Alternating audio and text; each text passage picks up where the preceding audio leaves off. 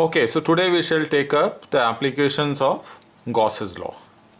We shall use Gauss law to find out the electric field due to different types of charged configuration. And the first one, I am taking it the electric field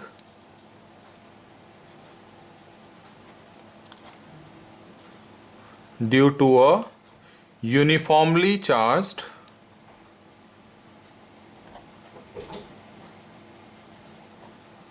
wire, or we can also say electric field due to a line charge distribution or due to a cylinder. We shall take it infinitely long and a point P, say at distance R from this wire. So we have a very long wire which is uniformly charged. Let lambda be linear charge density. Linear charge density means charge on unit length. Charge per unit length is lambda. So if I have to find out the charge on length L, so it will be lambda into L. Charge on length say X, it will be lambda X. So charge is uniformly distributed on this wire. I want to find out the direction and magnitude of field at P. So see, if it is uniformly charged, I take up one part here, the direction of field will be away. This will be the direction of the field. If I take this part, let me say that this linear charge distribution charged wire is made up of a very small elements. I consider one such element here and want to find out the field at this point. So if it is positively charged, this will be the direction of the field. I can resolve it into two parts. One will be this, one will be this. When I find out the field at this point due to the corresponding part on this side, it will be this. This can be resolved into two, this and this. Thus we see all these fields will be added, and we can apply that different logic here. What is the direction, possible direction of field at this point due to this charge wire? Away from this wire. It can't be like this. Wherever you keep, I am taking infinitely long wire. Wherever I keep positive charge, in which direction will it move? Away from this sheet. So direction of field is away from this wire. If this is positively charged, if it is negatively charged, it will be towards the wire. Okay. To find out the field at P, we are using Gauss's law. The first requirement to apply Gauss law is we have to draw a Gaussian surface, and it needs to be symmetric to make it easier one. So let me take a cylindrical surface. This distance, radius is R, which was the distance of point P from this wire, and the length, let it be L. So I have considered a cylinder, radius R and height L, such that this point P, where the field is required, is on this curved surface of this cylinder. Now Gauss's law says that E dot ds for a closed surface is equal to 1 upon epsilon naught times total charge enclosed in this cylinder. What it will be? So I need this value and this value. We need to calculate what is the total flux for it and what is the charge enclosed in this cylinder. For E dot ds, just observe this cylinder. We have three surfaces. One this one, the top of the cylinder, one this one, which we can call as the bottom of the cylinder, and another one is the curved part. And we have just seen that the direction of field is radially outward at every point. So what is the direction of the field at this point? This one. Direction of field at this point? This one. Direction of field at this point? This one. Direction of field? This. So direction of field always On the right of this wire, this side, on the left, this side. That's the only possible direction. So to calculate E dot ds, we need the value of this E dot ds for these three surfaces. Let me call them 1, 2 and 3. What is the value of E dot ds for first surface? For this first surface, E ds cos for surface 1. E ds cos, the angle between the area vector and electric field. Area vector is always perpendicular. This is the direction of ds here. What is the angle between E and ds? 90 degree. So it is cos 90, so it becomes 0. Same is true even for second surface, this one.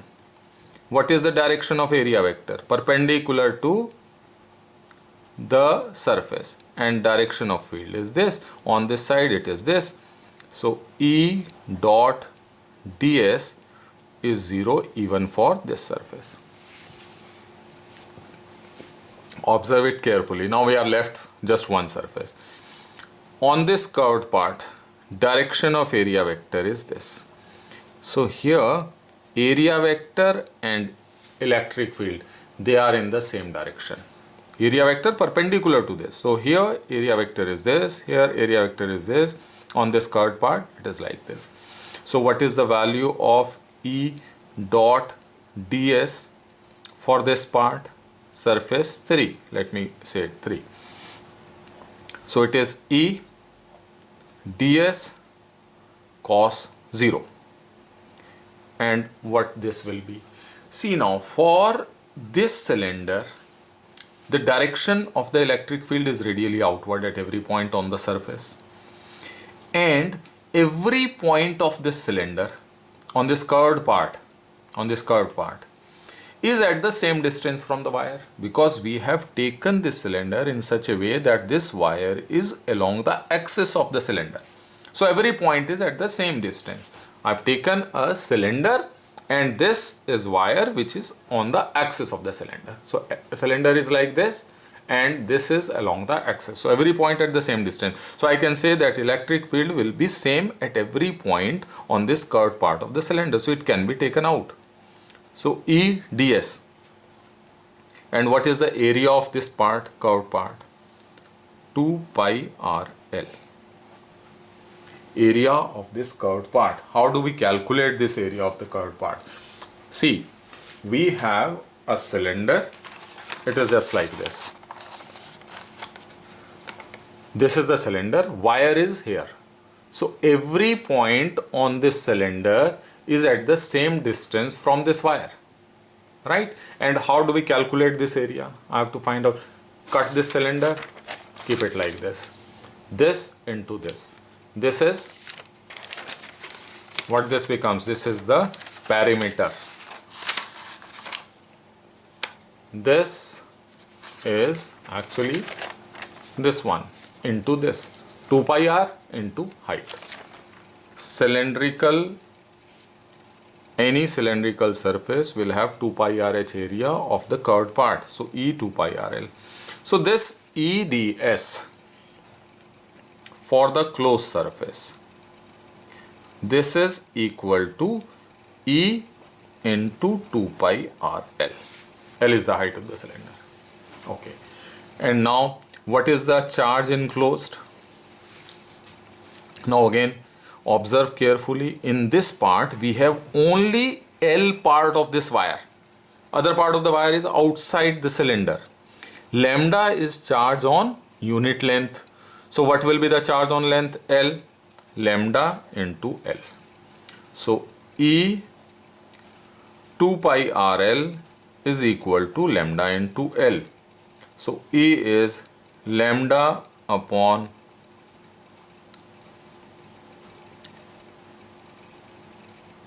2 2 pi r lambda L upon 2 pi r into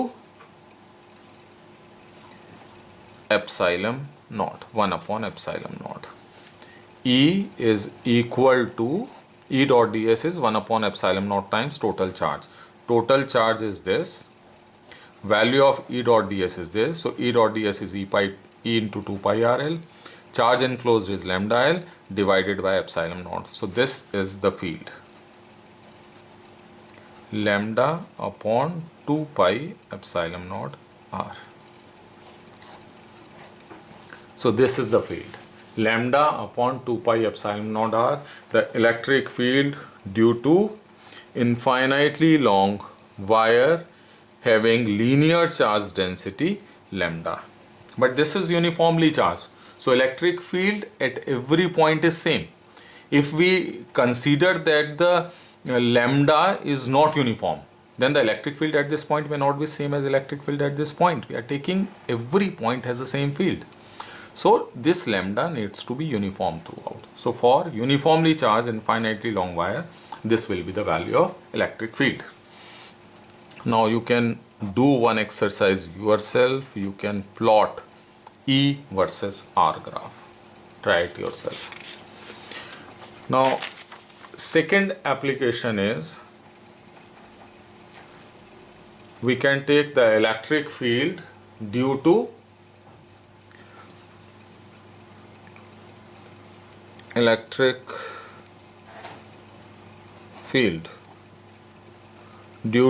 uniformly charged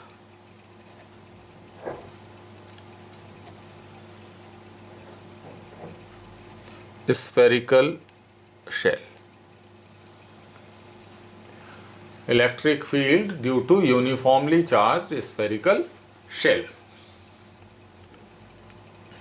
Shell means it is hollow, and this time the charge is distributed on the surface. So let sigma be the surface charge density, uniformly charged surface, or we can take even in terms of Q. Let Q be the charge, total charge distributed on this surface, and let R be the radius of this shell.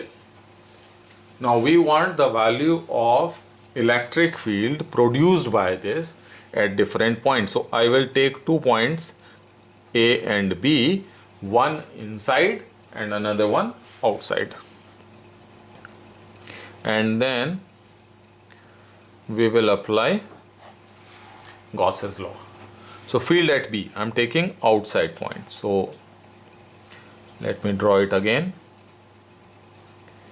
This is R and I need field at B. Let me say that this distance is B. R, sorry. So I need to find out the field at point B, which is at distance R from the center of the shell.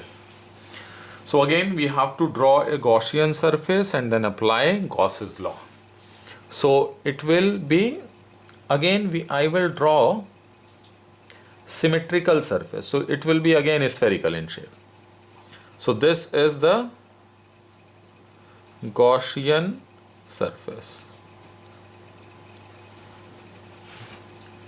Again, from the symmetry, it's not difficult to conclude that every point on this surface has the same field, because every point is at the same distance actually from the center of the shell. So perfectly symmetric. And what is the direction of the field? If this shell is positively charged, field is also at every point it is radially outward. So on this surface also field is radial. At B the field will be like this. At this point the field will be like this. Here the field will be like this. Here it will be like this. This will be the direction of the field. Now to apply this, E dot ds is equal to 1 upon epsilon naught times the total charge enclosed. We are saying every point has the same. Now let me consider a very small area. on this, and then again we will apply. ds will be in this direction, radially outward. Field is also in the same direction, so theta is 0. The angle between the area vector, I have considered a very small area. When I see the direction of the field at this area, due to this is radially outward, and ds is also radially outward, perpendicular on the surface. Field is perpendicular to the surface, area is also perpendicular, theta is 0. And every point on this shell will have the same field from the symmetry. So what will be the value of E dot ds? I am saying E is same, so E can be taken out of the integral sign. First let me write the angle and then I can take E out. We are left with integration ds only. Integration ds means total surface area. ds is a small area, integration ds is total surface area. So it becomes 4 pi r square. So E 4 pi r square, I am applying this now, is 1 upon epsilon naught times, what is the total charge enclosed by this Gaussian surface? This shell is charged. I want the charge enclosed by this. So it is Q. Actually the entire shell, charged shell, is inside the Gaussian surface. So the total charge is Q. So E becomes 1 by 4 pi epsilon naught Q by r square. This r is the distance from the center. Now this expression is actually a very familiar result. Electric field due to a charge q at distance r from the center is this only. So it means we can conclude that for an external point, this shell, charged shell, behaves just like a point charge kept at its center. That is, we forget this shell, and whatever charge this shell has, we assume that this charge is at the center of the shell, is point P at this point, and now the distance is r. So what will be the field at this point because of this point charge? It will be 1 by 4 pi epsilon naught q by r square. So for an external point, the shell behaves like a point charge kept at its center. Now let us take another point. What will be the field inside? Field at A. This point is inside the shell. The shell has radius r and this is the point. Again I can draw a Gaussian surface. Shell means it is hollow. So if I calculate this value, I need to apply. What is the charge enclosed? Charge enclosed is actually 0 because charge is on the surface. This is hollow conducting shell. Charge is here. If I consider any surface inside, it will not enclose any charge because charge is on the outer part of the shell. So del Q will always be 0, which means E will be 0. We are calculating field at this point because of this field. So because of this charge on the shell. And this is not enclosing any charge. Charge on this point will depend, charge for electric field, for this will depend only on the charge which is inside this. And inside there is no charge. So electric field is 0. Electric field inside a charged spherical shell is 0. So, and what will be the field on the surface? 1 by 4 pi epsilon naught q by r square. This r will be equal to the radius. So we can find from here. Again, plot a graph showing the variation of E versus R. From the center you can take to from 0 to R, the field is 0 because inside there is Here the field is 0 and it remains 0 up to this point.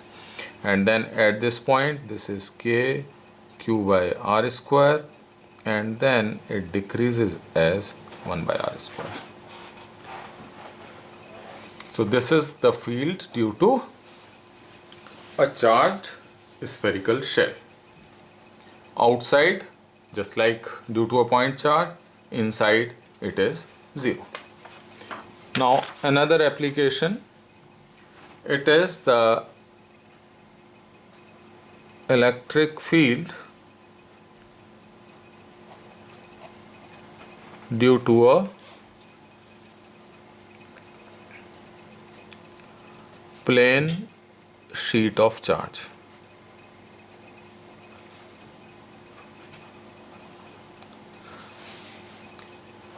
I will consider two cases here. Plane sheet of charge, I am taking again infinitely large, and a point P very close to it. Let sigma be the surface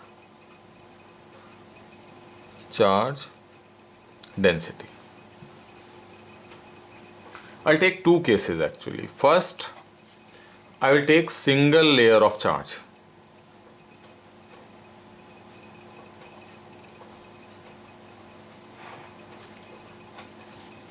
And then I will consider a conducting plate. So what will be the difference actually?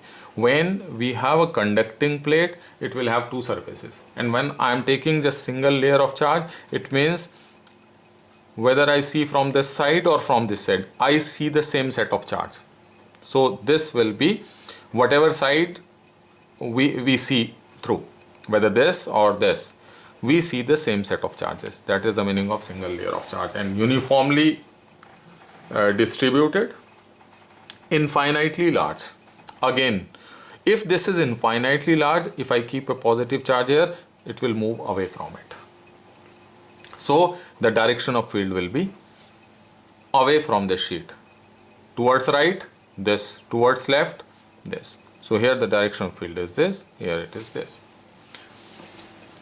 Now I can again take a Gaussian surface. It may be cylindrical, but not necessarily. It can be of any, it can be taken in the form of a box also, cubical box. And let this area be A. Okay. Now let's apply. Here the electric field is this, and area vector is also this. Here this is electric field and this is the area vector. And for this surface, area vector is this and electric field is area vector, sorry. So electric field will be right, to the right of this charge layer, and on the left it will be towards left. Area vector here for this curved part, it is up, here it will be down. Now again let's apply Gauss's theorem. 1 upon epsilon naught times the total charge. Calculate the E dot ds value. For this surface, it is E into A. E, A cos theta, cos 0. Plus, for this surface, it is again E into A. Plus, for this surface, it is 0. Because here the angle is 90 degree. So, EA plus EA plus 0 is equal to 1 upon epsilon naught times the total charge. Now see, sigma is the charge density, which means charge per unit area, and area A of this sheet is coming inside the cylinder. So sigma A is the charge enclosed. See, if I draw a cylinder, what will be the area which comes inside this cylinder? Same as the area of the cylinder, this cross-sectional area. It is A. So charge on this part, that will be included. So 2EA is equal to sigma A by epsilon naught. E is equal to sigma by 2 epsilon naught. This is the value of electric field due to infinitely large plane sheet of charge and away from it. If it is negatively charged, it will be towards the sheet. Now, B part, I said that if we are taking a conducting sheet of charge, conducting sheet means I take say a copper plate. What will be the difference? If I give charge to it, charge will come on both the surfaces. So if I have to find out the field, I again draw this and just see yourself what will be the difference. EA plus 0, 1 by epsilon naught, sigma A plus sigma A. Here is the difference. And why? Because it has two layers now, sigma A on this side and sigma A on this side. Every sheet, charge sheet, will have two layers of charge. So the electric field produced will be not just because of one layer, because of one layer on this side, one layer on the other side, so it will be doubled. If I calculate it, it is 2 EA 1 by epsilon naught 2 sigma A. So E is sigma by epsilon naught. It is double of it, because here we had just one layer of charge and here we have two layers of charge. So for same charge density, if I am using a conducting plate, the field is doubled. It is coming due to this. So keep in mind whether we are calculating the field due to a one layer of charge or we are calculating it due to a conductor.